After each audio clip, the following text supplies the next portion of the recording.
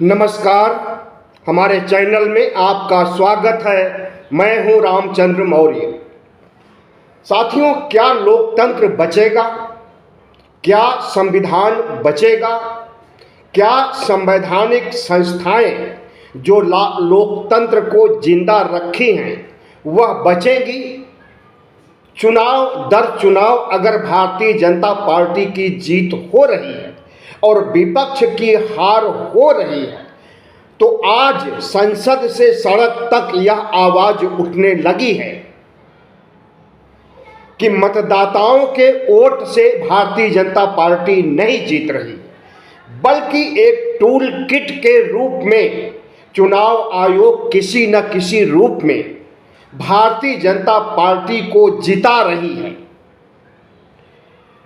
प्रधानमंत्री नरेंद्र मोदी ने जब चुनाव आयुक्तों की नियुक्ति किया तो उसके पहले सुप्रीम कोर्ट ने सलाह दिया था कि चुनाव आयुक्तों की नियुक्ति की कमेटी में चीफ जस्टिस ऑफ इंडिया को होना चाहिए, प्रधानमंत्री को होना चाहिए और नेता विपक्ष को होना चाहिए।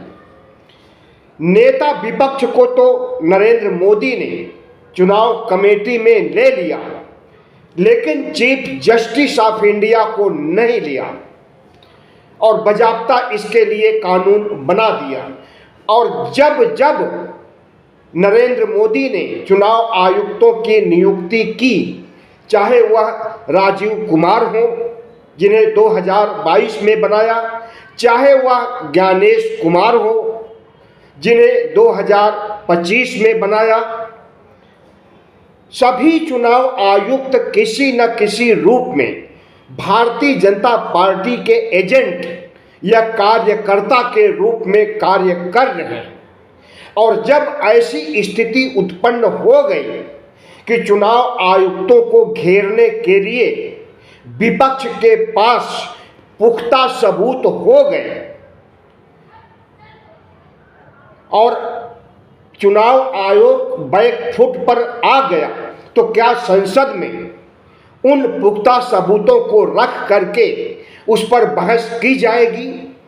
आज राहुल गांधी ने यह मुद्दा उठाया लोकसभा में और ओम बिरला जो स्पीकर हैं उनसे रिक्वेस्ट किया कि चुनाव आयोग जो कुछ कर रहा है, जिस तरह से किसी खास पार्टी को जिता रहा है, जिस तरह से वोटरों की संख्या बढ़ाई जा रही है, वयस्क जनसंख्या जितनी नहीं है उससे ज़्यादा वयस्क वोटर हो गए हैं और विपक्षी पार्टियों के वोटरों के नाम काटे जा रहे हैं, बाहरी वोटरों के नाम जोड़े जा रहे हैं।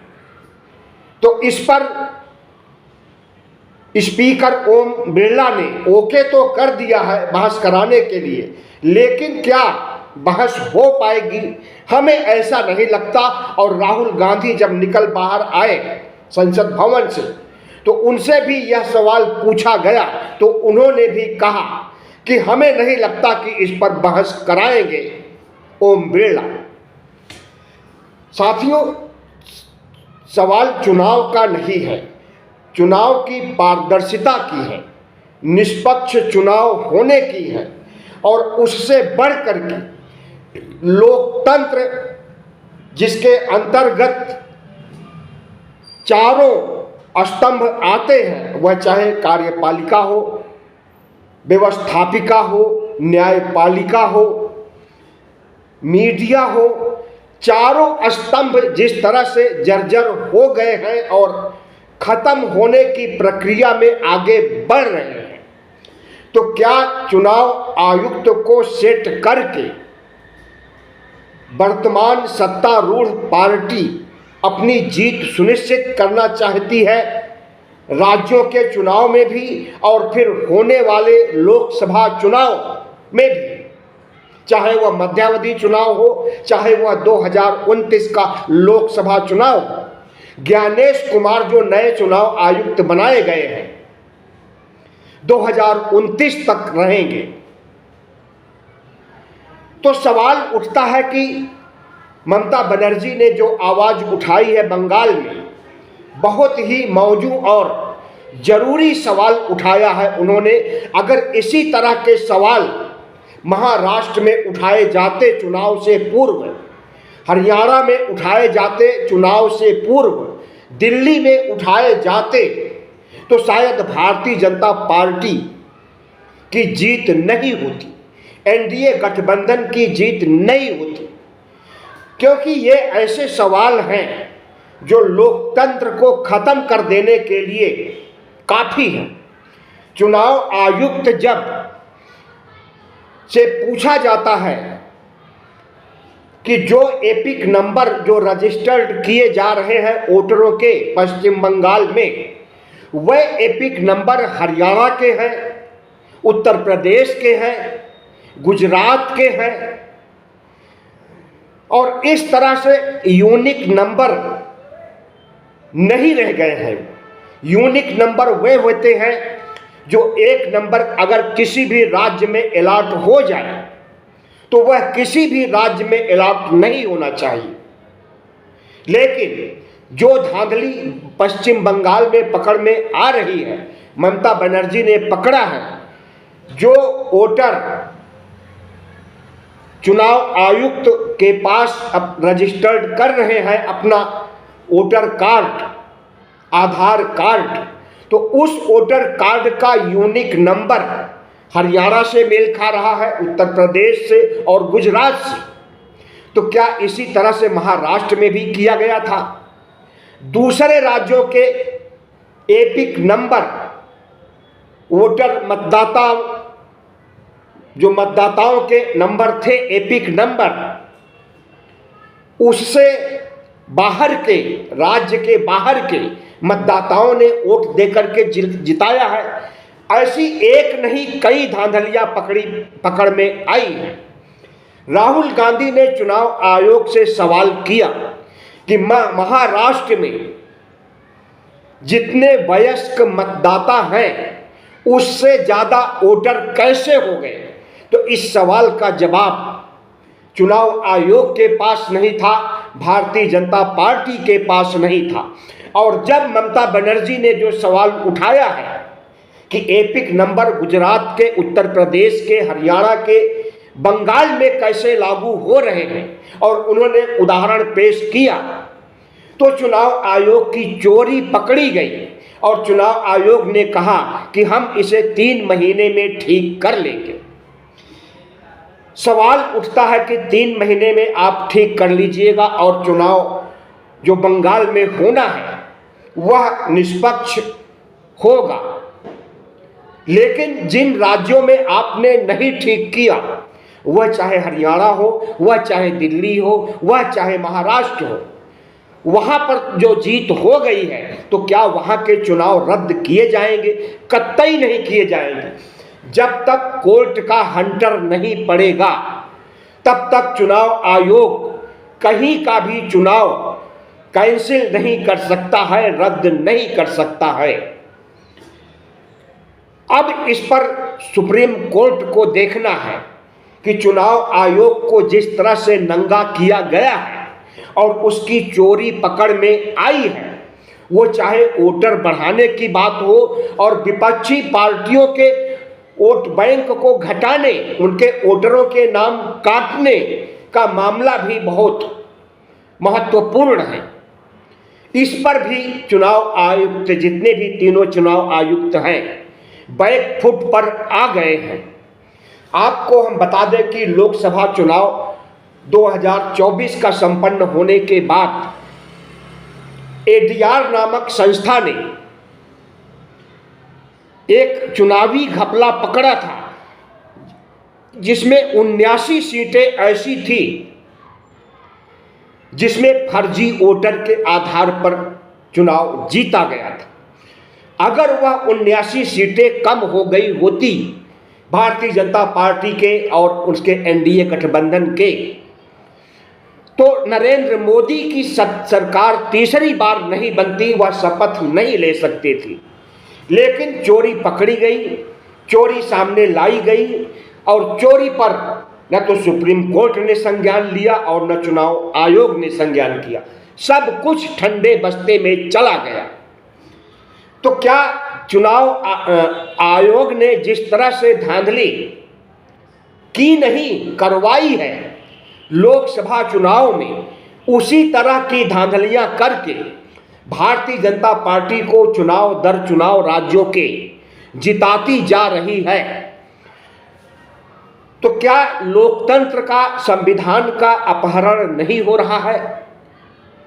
लोकतंत्र को खत्म करने, प्रजातांत्रिक ढंग से चुनाव जीतने की प्रक्रिया जो संविधान में बनाई गई है, क्या उस प्रक्रिया पर डेंट नहीं लग रहा है?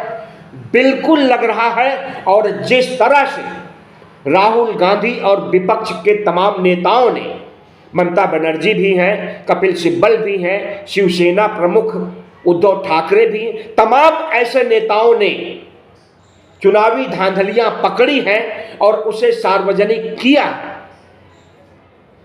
जिससे चुनाव आयुक्त की बोलती बंद हो गई है। संसद से सड़क तक अब यह मामला गूंज रहा है और हमें लगता है कि अगर इसी तरह से मजबूती से विपक्ष चुनाव आयोग की धांधली को, चोरी को और भारतीय जनता पार्टी को जिताने के चाल चरित्र चेहरे को उजागर करती रहेगी, तो निश्चित रूप से एक दिन चुनाव आयुक्त कोर्ट के दायरे में आ जाएंगे। सुप्रीम कोर्ट के कटघरे में उन्हें खड़ा होना पड़ेगा, क्योंकि साक्ष्य चीख चीख करके बोल रहे हैं कि नरेंद्र मोदी की पार्टी को जिताने के लिए एक टूल किट के रूप में चुनाव आयोग काम कर रहा है। सबको पता है कि चुनाव आयुक्त मोदी और शाह की कठपुतली हैं। जैसा वह संदेश देंगे, संकेत देंगे, वैसा ही चुनाव आयुक्त करेंगे, क्योंकि चुनाव आयुक्त उन्हीं के द्वारा बनाए गए हैं। मोदी और शाह और राहुल गांधी जो विपक्ष के नेता हैं, तो राहुल गांधी ने तो स्पष्ट कर दिया कि जब तक सुप्रीम कोर्ट के chief justice of India committee में नहीं रहेंगे, तब तक निष्पक्ष रूप से चयन नहीं हो पाएगा और जिस व्यक्ति का चयन हम करना चाहेंगे उसे अमित शाह और नरेंद्र मोदी ठुकरा देंगे। ऐसे में नरेंद्र मोदी की कठपुतली चुनाव आयुक्त बनना निश्चित है और वह बना भी। लेकिन जिस तरह की धांधलियां अब चुनाव होने के बाद पकड़ में आ रही है, वह चाहे हरियाणा में हो, चाहे महाराष्ट्र में हो, चाहे दिल्ली में हो। दिल्ली में तो खेला किया है इन लोगों ने।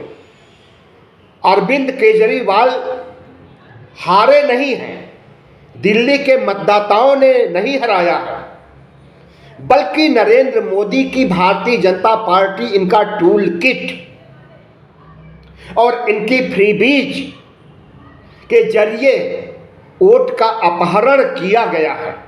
ऐसा अब खुल करके सामने आ रहा है और इसके बहुत से सबूत भी सोशल मीडिया पर तैर रहे हैं। सुप्रीम कोर्ट ने की भी गलती हम मानते हैं इसमें। चुनाव आयोग के पक्ष में सुप्रीम कोर्ट भी क्या खड़ा है, सवाल पूछना चाहिए सभी को, सिर्फ हम ही नहीं। सुप्रीम कोर्ट ने वीवीपैट का मुद्दा उठाया और वीवीपैट लगाने 100% ईवीएम मशीनों में वीवीपैट लगाने का प्रावधान जब बनाया गया, तो उस प्रावधान को सिर्फ 5% ईवीएम में क्यों लगाया जाता है, 95% ईवीएम में वीवीपैट क्यों नहीं होता। इस पर जब मुकदमा जाता है, सुप्रीम कोर्ट पहुंचता है, तो चुनाव आयोगों के पक्ष में सुप्रीम कोर्ट का निर्णय आता है कि 5% ही वीवीपैट रहेंगे, क्योंकि ज़्यादा वीवीपैट लगाने से मतगणना करने में दिक्कत आएगी और मतगणना का रिजल्ट घोषित करने में देरी हो जाएगी। तो क्या यह तर्क, इस तर्क से मान लिया जाए कि सुप्रीम कोर्ट चाहता है कि धांधली हो, भले ही देरी हो जाए, वोट खत्म होने के दिन से लेकर के भले ही 10 दिन बाद रिजल्ट आए, लेकिन जो रिजल्ट आए वह निष्पक्ष होना चाहिए। सिर्फ होना ही नहीं चाहिए बल्कि निष्पक्ष दिखना चाहिए, पारदर्शिता, ट्रांसपेरेंसी होनी चाहिए, तभी लोकतंत्र बचेगा।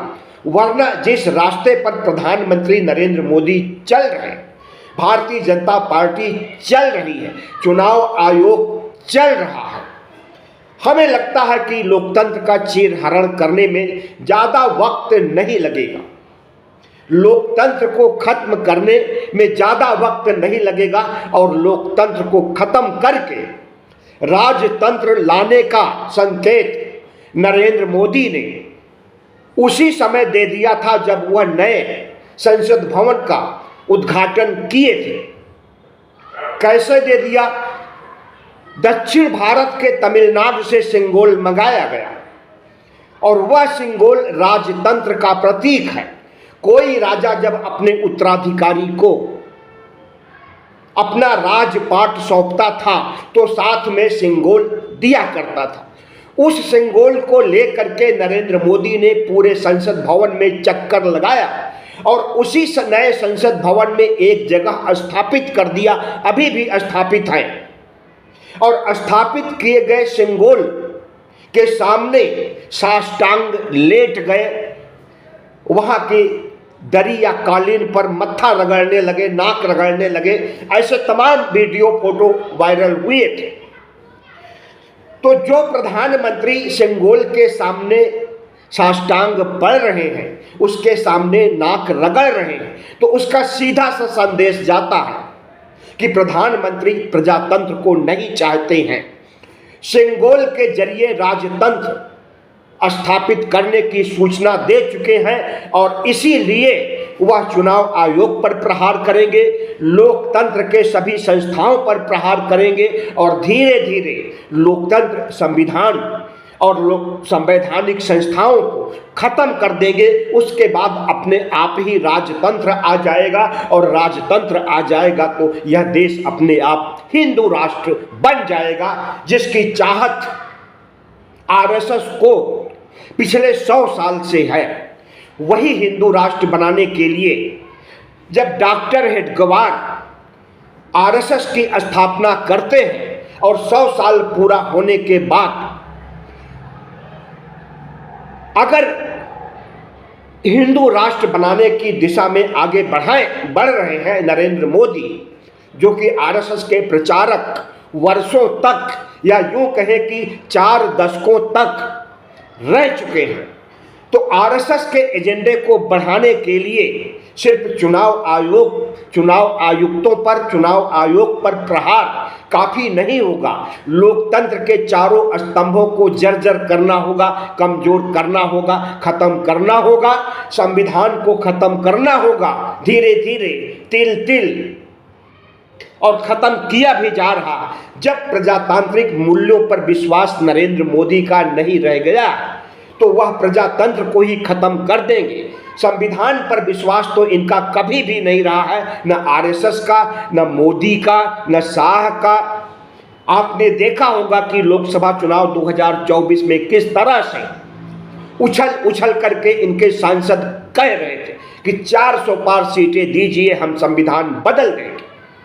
तो वह आरएसएस की भाषा बोल रहे थे, वह तमाम कट्टर हिंदू संगठनों की भाषा बोल रहे थे, जिन्हें संविधान लागू होने के दिन से लेकर के आज तक कभी भी नहीं पसंद आया।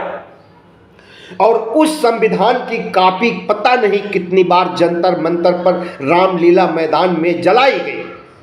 जिस दिन संविधान लागू हो रहा था उस दिन बाबा साहब डॉक्टर भीमराव अंबेडकर की शव यात्रा निकाली जा रही थी संसद भवन से बमुश्किल 4-5 किलोमीटर दूर रामलीला मैदान में। तो प्रधानमंत्री नरेंद्र मोदी तीसरी बार शपथ लेने के पहले भले ही संविधान को सजदा किए हो, संविधान को माथे से लगाए हो, लेकिन अंदर से नरेंद्र मोदी संविधान को पसंद नहीं करते और जो कुछ हो रहा है पिछले 14 सालों में, पिछले 10-11 सालों से, हम समझते हैं कि हर कुछ संविधान को कमजोर करने में कारगर साबित हो रहा है। लेकिन लोकतंत्र को खत्म करने के लिए, संविधान को खत्म करने के लिए प्रजातांत्रिक ढंग से सांसदों की नियुक्ति, सांसदों का चुनाव, विधायकों का चुनाव, स्थानीय निकायों का चुनाव आयोग के जरिए होता है। और उस चुनाव आयोग को अगर बंधक बना करके प्रधानमंत्री नरेंद्र मोदी लोकतंत्र को खत्म कर रहे हैं, तो एक तरह से आरएसएस के एजेंडे को आगे बढ़ा रहे हैं। हिंदू राष्ट्र तभी बनेगा जब संविधान खत्म होगा और जब लोकतंत्र खत्म होगा। और उसी हिंदू राष्ट्र को बनाने के लिए संवैधानिक संस्थानों को खत्म कर रहे हैं। लेकिन नरेंद्र मोदी को हम चेतावनी देते हैं, बाबा साहब डॉक्टर भीमराव अंबेडकर के द्वारा बनाया गया संविधान खत्म करना उनके बूते की बात नहीं है। संविधान के मौलिक स्ट्रक्चर को, फंडामेंटल राइट्स को खत्म करना हम समझते हैं कि नरेंद्र मोदी और मोहन भागवत और शाह के बस की बात नहीं है। जो शर्तें उसमें निर्धारित की गई हैं, उन शर्तों के तहत ही संविधान को बदला जा सकता है। लेकिन अब जनता में जागरूकता भी आ गई है। अगर ये संविधान की तरफ प्रत्यक्ष या अप्रत्यक्ष रूप से हमला करेंगे तो जनता को समझने में देरी नहीं लगेगी और वही हश्र होगा जो 2024 के लोकसभा चुनाव में हुआ था। इन्हें एक्सपोज करने के लिए, इनकी पोल खोलने के लिए विपक्ष को मुस्तैद रहना पड़ेगा। जब ये संविधान विरोधी गतिविधियां करने लगे तो संसद से सड़क तक इतना हल्ला मचाया जाए और आंदोलन खड़ा किया जाए कि जनता में प्रधानमंत्री नरेंद्र मोदी और भागवत के प्रति थू थू होने लगे। तब इनकी अकल खुलेगी और तब ये न तो संवैधानिक संस्थाओं को छेड़ेंगे, न तो सीबीआई, ईडी, आईटी का बेजा इस्तेमाल करेंगे और न चुनाव आयोग को सेट करके अपनी कठपुतली बनाएंगे। तो जनता की जागरूकता जरूरी है और जनता को जगाने के लिए विपक्ष को मुस्तैद होना भी जरूरी है। हम समझते हैं कि जितने सबूत चुनाव आयोग के खिलाफ सामने आए हैं, वह चाहे अधिक वोटर भारतीय जनता पार्टी के लिए बढ़ाए गए हों, वह चाहे विपक्ष के वोटरों को खत्म किया गया हो, वो चाहे वयस्कों से अधिक वयस्क मतदाताओं की संख्या होना, और वह चाहे ईवीएम की चोरी हो, सब कुछ एक्सपोज करके जनता के सामने रख देना चाहिए। क्योंकि इस देश में अदालतें भी अब नरेंद्र मोदी के खिलाफ सुनवाई करने में वह रुख नहीं अपना रही है जो संविधान ने उन्हें अधिकार प्रदान किया है। आए दिन किसी न किसी जज के बारे में जरूर सुनने में आता है कि वह विश्व हिंदू परिषद के भाषण समारोह में जाकर के मुसलमानों के खिलाफ भाषण देता है और इस देश का चीफ जस्टिस जो रिटायर्ड होते ही अपने आप बयां कर दिया कि अयोध्या का फैसला मैंने ईश्वर के आदेश पर सुनाया है। ईश्वर का आदेश अदालत में नहीं चलता, दया और करुणा भी नहीं चलती है, बल्कि निष्पक्ष न्याय किया जाता है जनता के हित में, लोकतंत्र के हित में, संविधान के हित में। लेकिन जब कोई चीफ जस्टिस रिटायर्ड होते ही कह रहा है कि हमने अयोध्या का फैसला राम के कहने पर सुनाया था, तो इसका मतलब है कि इस देश के मुसलमानों के साथ अन्याय हुआ है, इस देश के संविधान के साथ अन्याय हुआ है और इस देश की अदालतों के साथ, जिस पर की जनता देश की विश्वास करती है। सुप्रीम कोर्ट के फैसले पर कोई भी आज तक सवाल नहीं उठाया है कि गलत फैसला हुआ है। अगर गलत फैसला रहता है तो उसे लोग सही फैसला मान लेते हैं।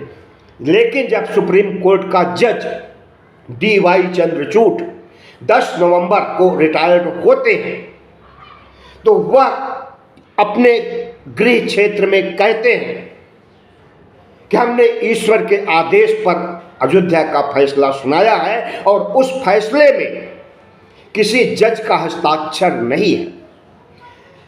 नियम यह है कि जो फैसला जो जज सुनाता है उसमें सामूहिक रूप से या व्यक्तिगत रूप से फैसले के नीचे हस्ताक्षर होते हैं। हम समझते हैं कि भारतीय लोकतंत्र के बहुत बुरे दिन आ चुके। कोई भी लोकतंत्र की संस्था या यूं कहें कि लोकतंत्र का स्तंभ अब वैसा नहीं रह गया है जैसा 2011 के पहले था। और जब मोहन भागवत चीख चीख करके कहते हैं कि असली आज़ादी तो 22 नवंबर 2024 को मिली है, 1947 की आज़ादी राजनीतिक आज़ादी थी, लेकिन सांस्कृतिक आज़ादी 22 जनवरी 2024 को जिस दिन राम मंदिर का उद्घाटन हुआ, प्राण प्रतिष्ठा हुई, उस दिन आज़ादी मिली है। तो आप समझ लीजिए कि इस देश में अब सिर्फ हिंदू धर्म चलेगा। और क्या अभी तक 22 जनवरी 2024 के पहले और आज़ादी के बाद क्या कोई मंदिर नहीं बना? क्या कोई मस्जिद नहीं बना? क्या कोई गिरजाघर नहीं बना? सबसे ज़्यादा मंदिर ही बने होंगे। अगर आंकड़े निकाल लिए जाएं तो आंकड़े चीख चीख करके बोलेंगे। तो क्या सांस्कृतिक आज़ादी 1947 से नहीं थी? हमें लगता है कि इसकी तह में जाने के लिए हमें नरेंद्र मोदी, अमित शाह और मोहन भागवत के असली इरादे को समझना होगा। और उनका असली इरादा यही है कि किसी भी तरह से जितने भी चुनाव हों, वो चाहे राज्यों के हों, वह चाहे केंद्र का हो, उसे अब जीतना और इस देश को हड़पना जरूरी हो गया है। उत्तर प्रदेश के उपचुनाव में क्या हुआ आपने देखा था। बंदूक लहरा करके पुलिस अधिकारी महिला मतदाताओं को, जो मुस्लिम महिलाएं थी, उन्हें रोक रहा था और चुनाव आयोग के सामने शिकायत की गई तो कोई कार्रवाई नहीं। मुस्लिम मतदाताओं को घर में बैठे रहने का फतवा जारी कर दिया गया था और जो मुस्लिम मतदाता बूथ पर गए मतदान करने के लिए, उन्हें भी बैरंग वापस कर दिया गया और उन्हें भेड़ बकरियों की तरह ऐसे हाँका गया जिसका वीडियो पूरे देश ने देखा है। तो जिस देश में इस तरह से प्रशासन को सेट कर लिया जाएगा, चुनाव आयोग को सेट कर लिया जाएगा, तो क्या सत्ता पक्ष की जीत नहीं होगी? और उसके बाद पीठ थपथपाई गई भारतीय जनता पार्टी के द्वारा योगी की, कि योगी ने कमाल कर दिया। उत्तर प्रदेश के 9 उपचुनावों में 60 पर विजय हासिल कर लिया, जिनमें मिल्कीपुर भी था, जो अयोध्या के पास है, जहां की लोकसभा सीट पर हार हुई थी। लेकिन अब तो सरेआम चुनाव आयोग के कर्मचारी जब चंडीगढ़ मॉडल अपना करके कैमरे के सामने भारतीय जनता पार्टी को जिताने और भारतीय जनता पार्टी का मेयर बनाने की धांधली सामने करे कैमरे के, और वह वीडियो पूरे देश में, पूरी दुनिया में वायरल हो, तो इसे क्या कहेंगे?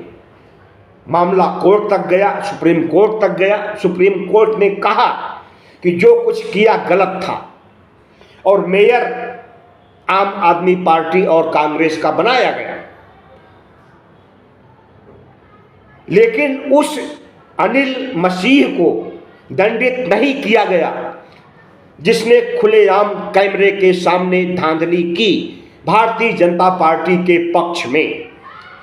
तो सुप्रीम कोर्ट जब गलत काम करने वालों, चुनाव का अपहरण करके लोकतंत्र को शर्मसार करने, संविधान को शर्मसार करने का काम करने वालों के खिलाफ कोई कार्रवाई नहीं करेगा, तो कैसे लोकतंत्र बचेगा और कैसे संविधान बचेगा। सवाल उठता है कि भारतीय जनता पार्टी की सहयोगी पार्टी कभी शिवसेना रही है, और उसी शिवसेना ने आज सामना नामक अपने मुखपत्र यानी अखबार में कहा है कि महाराष्ट्र में जो जीत हासिल किया है एनडीए ने या बीजेपी ने, वह नकली जीत है, असली जीत नहीं है, और उसके सबूत भी पेश किया है। तो ऐसे में क्या कहा जाए, सबूत चारों तरफ तैर रहे हैं। राहुल गांधी शिकायत कर रहे हैं चुनाव आयोग से, राहुल गांधी शिकायत कर रहे हैं ओम बिरला से, लेकिन चुनाव आयोग के कार्य संस्कृति में, कार्यशैली में कोई अंतर नहीं दिखाई दे रहा है। और जिस तरह से ममता बनर्जी ने चुनाव आयोग के कुकर्मों को एक्सपोज किया, चुनाव आयोग को मानना पड़ा कि जो गलतियां हुई हैं उसको हम दुरुस्त कर लेंगे 3 महीने में। लेकिन जिन गलतियों की वजह से महाराष्ट्र जीता गया, हरियाणा जीता गया, दिल्ली जीता गया, क्या उन चुनावों को रद्द किया जाएगा, सबसे बड़ा यक्ष प्रश्न है। धन्यवाद। वीडियो अच्छा लगा हो तो सब्सक्राइब कीजिएगा, लाइक कीजिएगा और शेयर कीजिएगा।